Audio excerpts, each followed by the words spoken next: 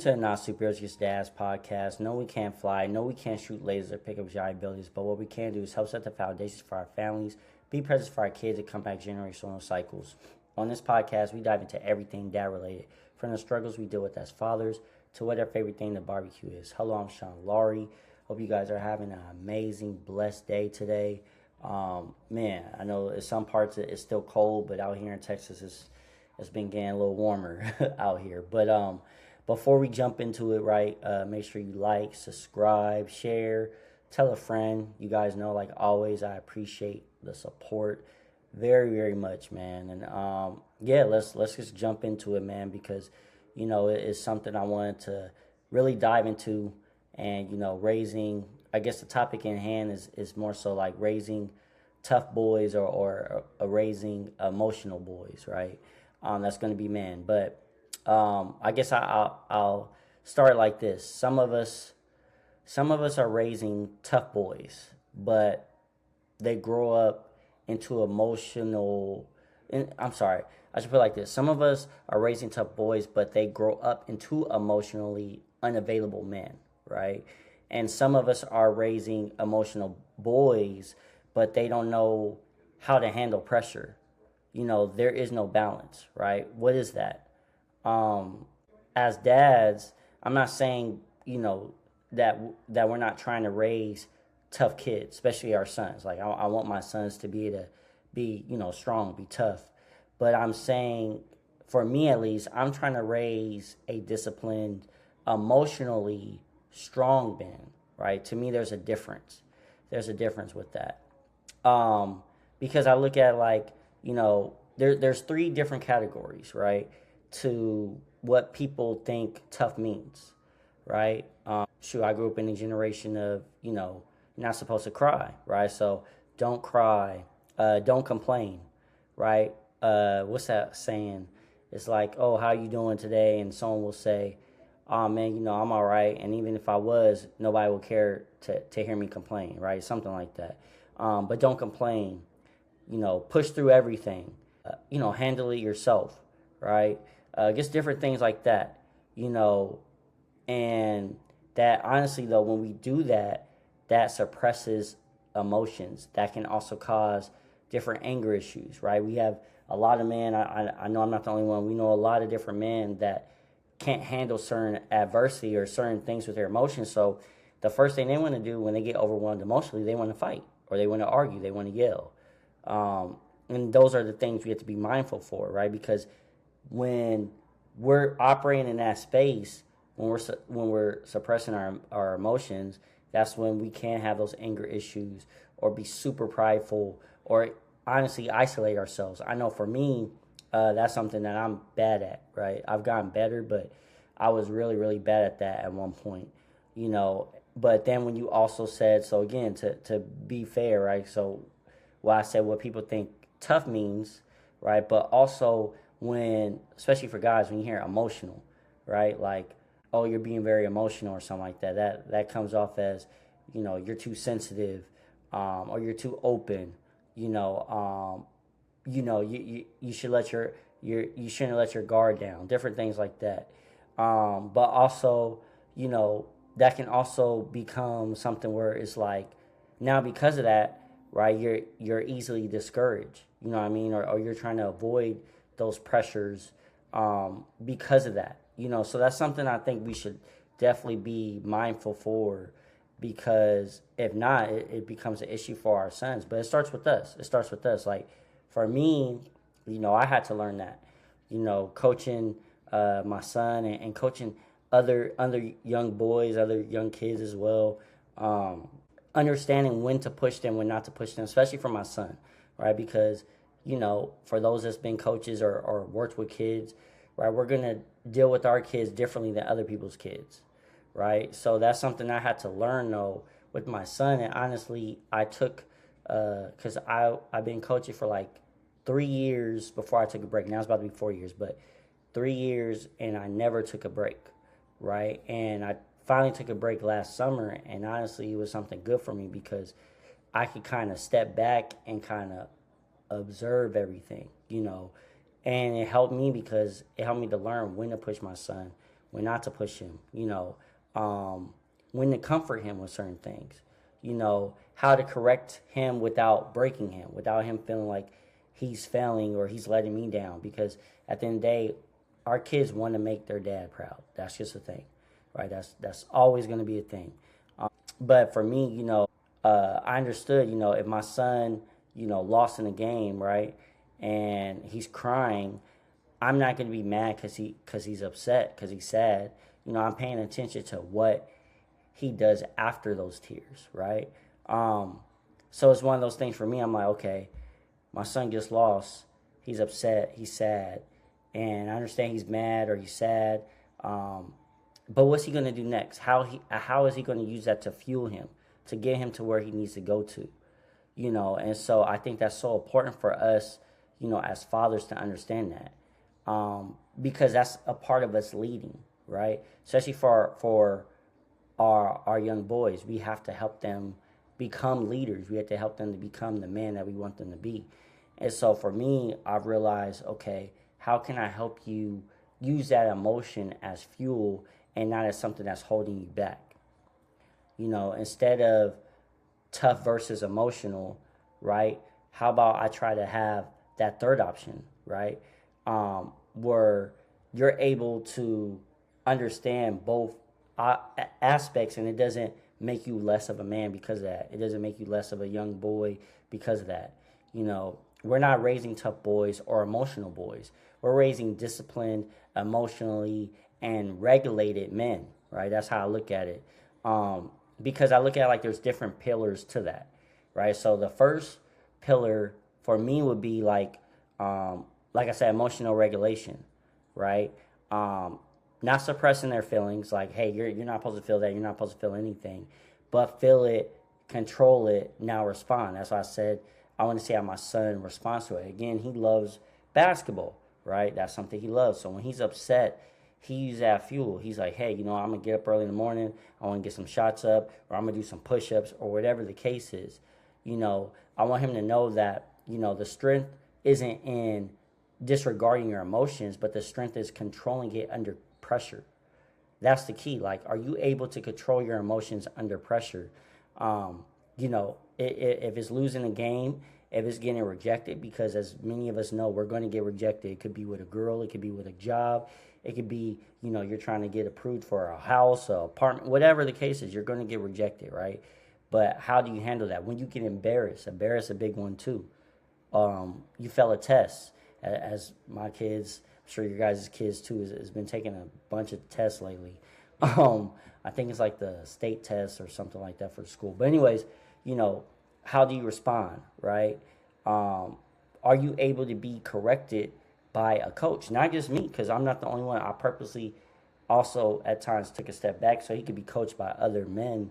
Like, hey, how are you going to respond? Like, I don't want you to only respond when dad's talking. I want you to be able to handle any type of coaching. I want you to handle any type of teaching from your teacher, any type of authority. As long as they're telling you the right thing, as long as they're in your best interest, how are you reacting when they're telling you something? Hey, no, this needs to be done correctly, or this needs to be fixed. How are you handling those things? Because, can your son feel frustration without being, I guess, disrespected, right? Or feeling disrespectful, right? Or becoming disrespectful, I should say, right? I know many men like that where they get frustrated and they can start talking crazy because they don't know how to handle it, because they never was able to grow in that maturity space. So it's hard for them. So that's the first pillar. I know I just went down the whole thing, but that's the first pillar, right? And the second one would be, resilience over comfort. A lot of modern parenting leans towards protection, but resilience is built through discomfort. It's built through accountability. It's built through earning things, right? And again, there's nothing wrong with wanting to give our kids the best, but when you're constantly handing them things, when you're constantly saving them from adversity, man, you know what? We're using basketball or sports for example, but man, you know what? They didn't make the team, or whatever. Maybe they're on the B team, or I don't know. They're not getting as much playing time as I think they should. I'm gonna take them out instead of, okay, let's see why, right? I see them at practice. Oh, they're not engaged. Oh, in practice they're doing the same thing. Oh, in practice they still don't know the plays, right? Or whatever the case is. Oh man, you know what? This environment is a little difficult for them, so I'm gonna take them out, right? Instead of, hey, no, you have to figure this out, because I tell all my kids this, right? They'll get upset or they'll get mad with certain things that pop up, and they don't want to do it, or they want dad to rescue them or help them. But I'm like, well, when you're playing the game, you get upset, but yeah, you keep trying, don't you? Yeah. So why you do that with the game, but you don't do that with everything else, right? You could do that on Fortnite, on Roblox, or whatever the case is. You get frustrated, and you might have lost or whatever, but you keep trying, you keep trying. And the reason why you're not asking dad to help or mom to help is because we don't play that game, right? I'm not interested in Roblox or anything like that. So it forces you to figure it out. So why not, if you're this invested in the game, why not invest that much into yourself? That's how I kind of look at it for me. If we remove every obstacle, we remove every opportunity for growth. That's how I look at it. Resilience is not trauma, right? It's structured. It's a structured challenge for them, right? And that's a good thing. There's a difference between hardship that builds and hardship that wounds, and we have to understand that. We have to be able to understand the difference with those things. So that's the second thing. Excuse me. The third thing is identified. Identity anchored in responsibility, right? And responsibility. Instead of, again, stuff that I'm sure we heard. You're soft. You're weak. You're too sensitive, right? Let's teach them, hey, in this house, we take responsibility. Like I tell my son all the time, hey, you know what? Laurie's don't give up, right? He says that all the time. Yeah, Laurie's don't give up, right? We're not quitting. We're going to do our best. And at the end of the day, if we did our best and it wasn't good enough, we can live with those results. But we are not going to quit. That's something that I make sure that he understands. And it's like, hey, in this house, we're going to be responsible. In this house, we're not going to give up. We're going to do our best, and regardless of whatever it is, everything here is earned. We don't have the luxury to be able to get things handed to us. Maybe others do, but in this household, we have to work for it. And that's something that I make sure is clear for my, not even just for my sons, all my kids, but especially my sons, right? Because it's different. We're raising young men. So I want to make sure that they understand that. But my oldest as well, she understands that too, which I'm thankful for her. She's very responsible. She knows that she has to earn things too, as well, but especially for our sons, and excuse me. I don't know. I look at it like a boy becomes a man when he understands his choices have consequences. His emotions don't excuse behavior.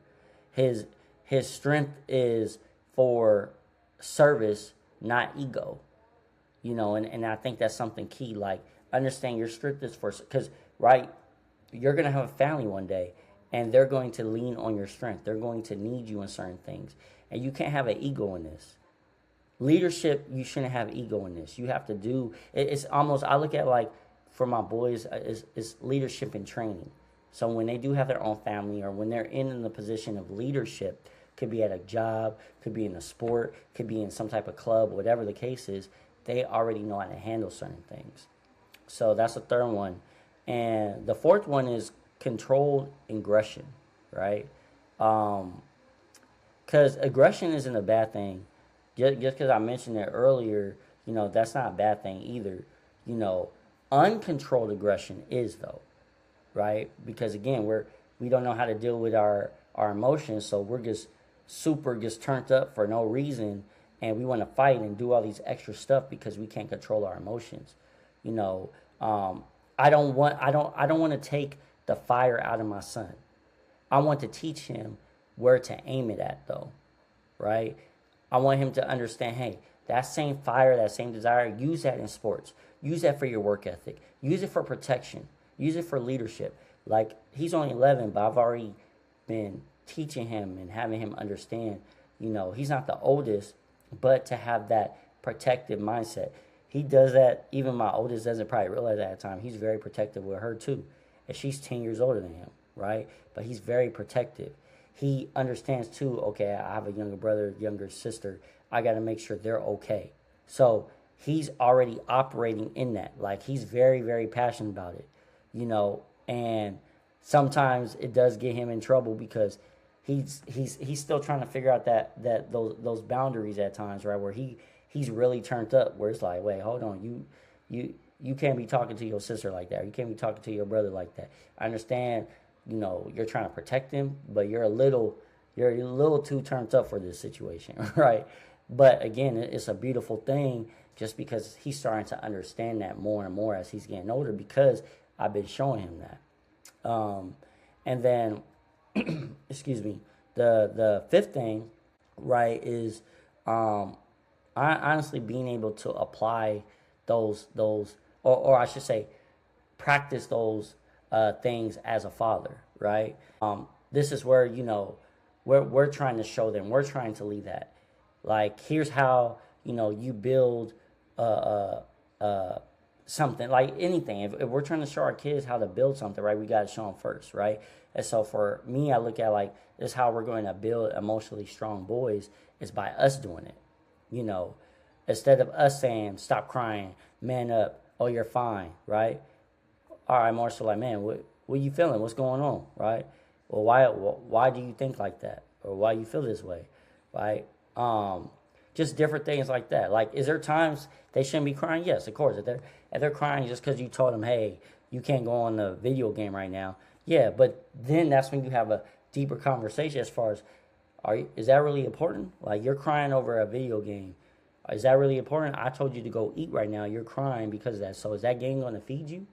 Right? And you break it down like that. Like, at the end, in grand scheme of things, that's why I try to make sure I do, especially for my youngest. My youngest loves his games and things like that. But now he understands. Like, if I tell him get out the tablet, okay, Dad, right? But for him, because he's very emotional with certain stuff, right? And so, but he understands, hey, okay, Dad told me to put this game down. I got to put it down because I need to eat, right? Okay, this is the standard, he said. Because, kids will try to hurry up and eat or do whatever, right, so they can get back to whatever they're doing. And I'll be like, nah, you got to eat, half of this, or you got to eat most of this before you can go on. Okay, Dad, right, and I'm going to take care of that, or I'm going to eat that now. Is that okay? Yes, cool. But, for us, we got to make sure we're implementing as well, just help them through that process, because I feel like that's so important,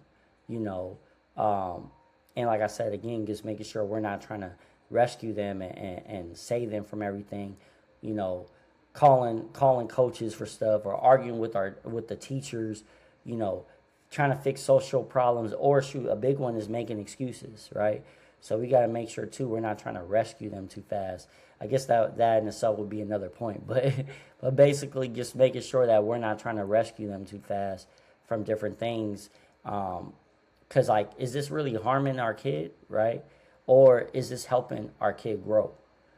And this is why it's so important for us as men, because the women, right, they want to protect their kids. Again, that's not a bad thing. They're nurturers by nature, so it's understandable. But as men, we're like, hey, no, they have to go through this. They have to figure it out, right? Confidence doesn't come from praise. It comes from overcoming something. That's where confidence comes from. Right? You don't get confidence just because, oh yeah, my mom did this, my dad did this. No, like, you was forced to do this. So this is where the confidence is going to come, because you had no choice. It was sink or swim, right? You had no choice at all, And so I think that's big, man. And another one as well to help our sons with this, right, is just disciplined behavior, not identity, right? Like, we shouldn't be trying to attack our kids' character or masculinity, right? Because that happens a lot too. You're soft, or, man, a woman would do this, or whatever the case is, or challenge their worth, Instead, really help them with choices and understand, hey, this is the type of effort you need. This is the type of attitude you need. Instead, man, you're lazy. More so, talk to our kids as far as, like, man, that effort doesn't reflect what you're really capable of. So at the end of the day, what are you doing? Do you really want to do this? Right? I tell my kids all the time. They'll tell me they want to do something. Like, do you really want to do this though? Like, I'm not going to attack you. I'm just more so the effort. You're telling me one thing, but your actions tell me another thing. That doesn't make sense at all. I tell my kids all the time, if I say I love you, but my actions don't match that, would you feel that I love you? And they'll be like, no. I'm like, so why do you tell me, you want to do this or accomplish this or go here or go there, but your actions aren't matching that? And then they have nothing to say but to look at it and be like, dang, okay, yeah, my dad's right. And they'll start fixing that or correcting that, And so, man, I just think that's big, and for us dads just to make sure that we're doing our part to set those examples too, because we can't tell our kids that, right? And then we're not implementing those things. We're not being patient. We're not being focused. We're not showing that type of work ethic. We're being overly emotional every time there's a situation and they see dad ready to fight, or every time there's a situation they see them, cussing out the next person. They're like, damn, well, my dad always gets having random outbursts over the smallest things.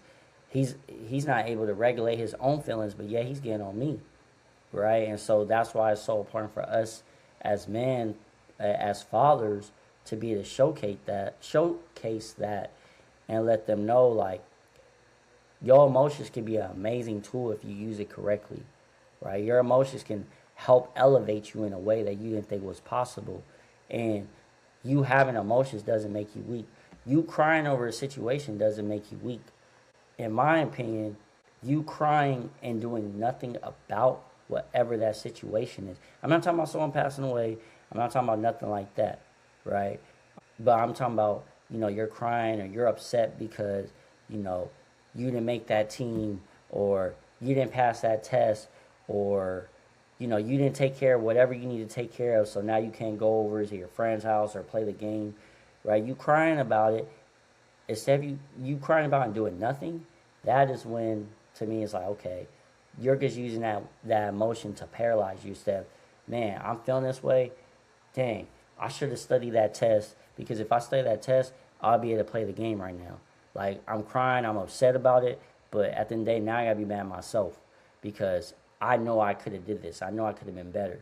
And that's holding our kids accountable. That's forcing them to be like, what do I need to do to get to the next step? What do I need to do to make sure this doesn't happen again? So we just got to make sure that we let them know, like, the goal, man, the goal isn't to raise a boy who never cries. First of all, that's not healthy anyways, right? For it to literally never cry at all, like have zero emotion. But the goal is to raise a man who knows what to do when life hits him. Like that's the key. Like, because life, as y'all know, life be lifing, and life is going to hit us with haymakers all the time. And so it's like, how are we going to use that to fuel us, to get us to the next level, to get us to the next step? And so for me, that's what I'm making sure I not only showcase that myself, but making sure that I let my kids understand that. I want them to be emotionally tough, especially my sons, right? Because girls, they're much better at showcasing their emotions. But I want my boys for sure to be mentally tough, without being emotionally damaged. I want them to be able to handle certain things and not be so impulsive with stuff.